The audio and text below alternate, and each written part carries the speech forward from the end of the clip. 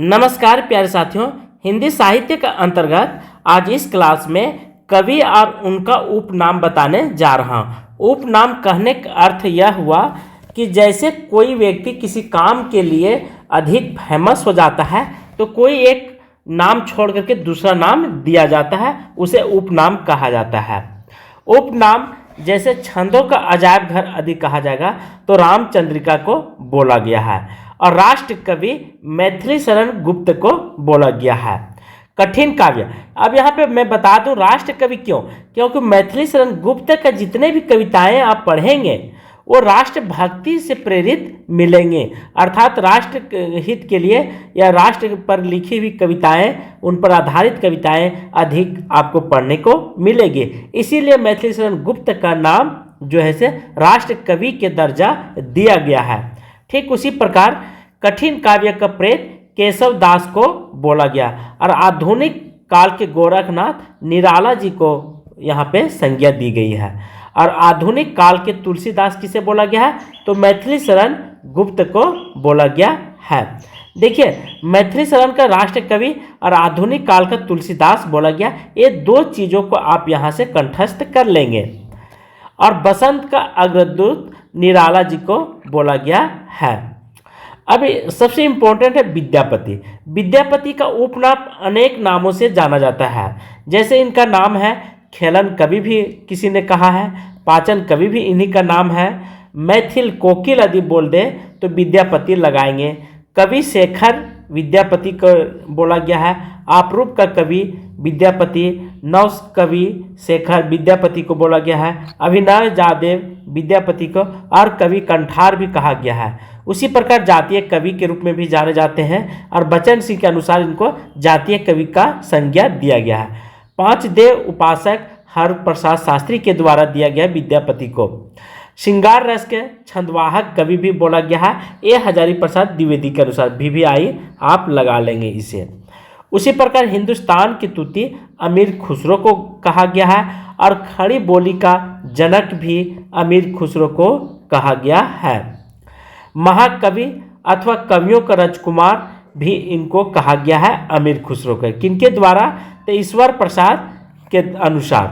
हिंदी का भाभूति पुष्पदंत को कहा गया है और पुष्पदंत को और भी नाम है, जैसे अभिमान मेरु कहा गया है, कवि रत्नाकर, कवि कुलम तिलक और इनका स्वयं कथन है।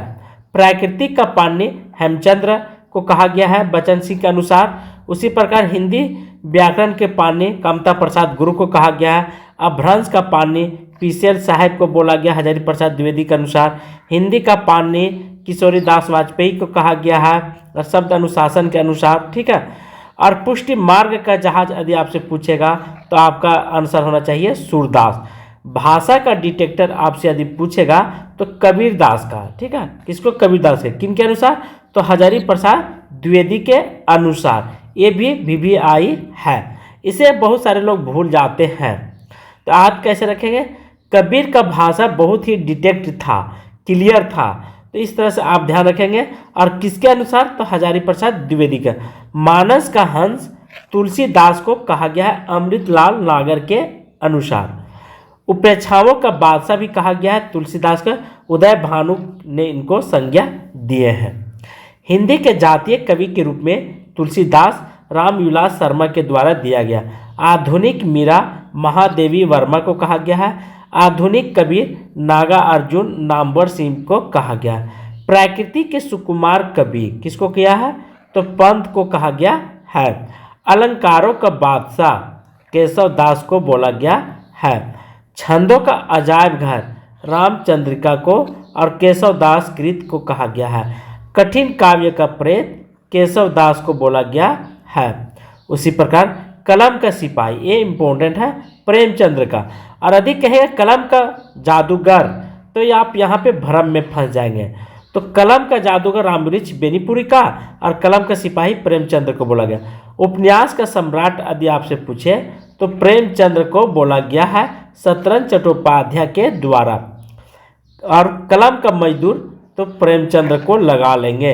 तो दो चीज़ आप ध्यान रखेंगे, कलम का सिपाही, ठीक है, प्रेमचंद, कलम का जादूगर रामवृक्ष बेनीपुरी का आप लगा लेंगे, न कि प्रेमचंद्र को लगाएंगे तो गलत हो जाएगा। और कलम का मजदूर कहेगा तब प्रेमचंद्र लगाएंगे। तो दो चीज़ इनको बोला गया है, सिपाही बोला गया है, मजदूर बोला गया है। प्रयोगवाद नई कविता का सलाखा पुरुष प्रमाजक किसको कहा गया है? तो अज्ञ जी को कहा गया है। और शब्दों के बावरी भी अज्ञ जी को बोला गया। अज्ञ का नामांकन प्रेमचंद्र एवं जनेन्द्र द्वारा किया गया था।